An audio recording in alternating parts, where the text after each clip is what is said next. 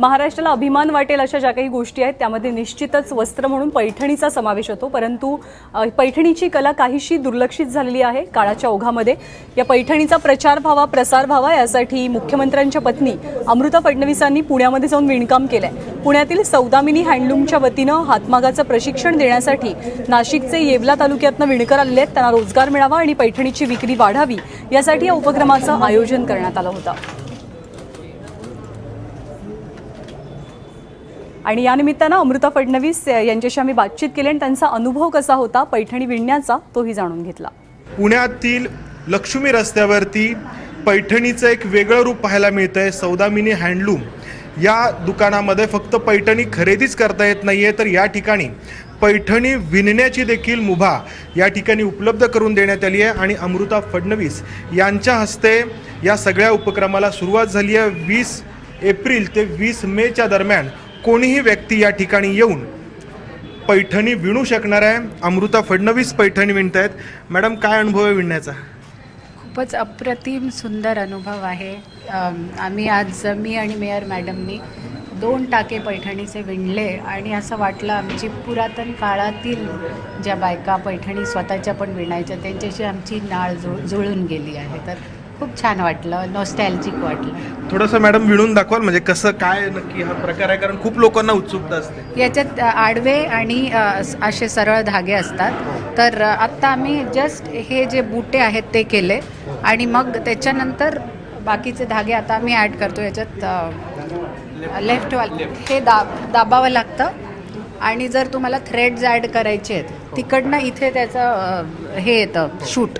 तर हे खूप जास्त कष्टाचं आणि सुंदर काम आहे। जे विणकर आहेत यांना आपण साथ दिली पाहिजे। प्रत्येकाने एक पैठणी घेतली पाहिजे, मिनिमम एक पैठणी, आणि त्याच्याने एका विणकराची फॅमिली नीट राहू शकेल।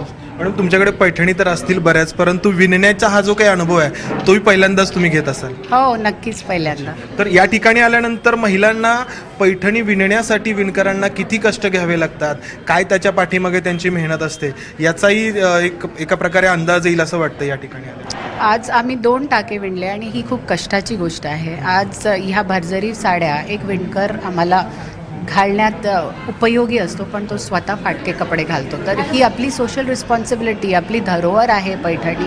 आपण ही पैठणी जास्तीत जास्त यूज करायला पाहिजे।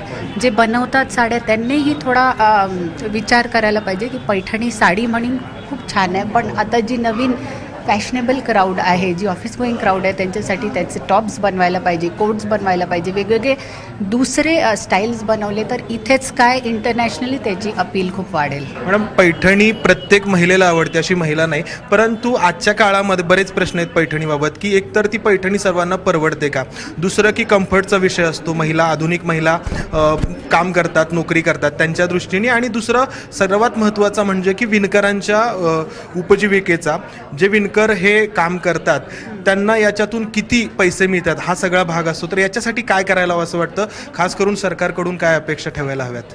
सरकार आता एक कायमस्वरूपी मार्केट बनवतं। तिथे बायकांनी बनवलेल्या पैठणी असो, दुसरे हँडलूम प्रोडक्ट्स असो, तिथे त्यांना आपण मार्केट देऊ शकतो। दुसरं, आजकाल ई-कॉमर्स आणि वेगवेगळे एक्झिबिशन्स आणि फॅशन शोज हे पैठणीवर व्हायला लागले आहेत। म्हणजे पैठणी रिज्युविनेट व्हायला, परत यायला लागली आहे। तर हे आपल्याला ही पेस चालू ठेवावं लागेल।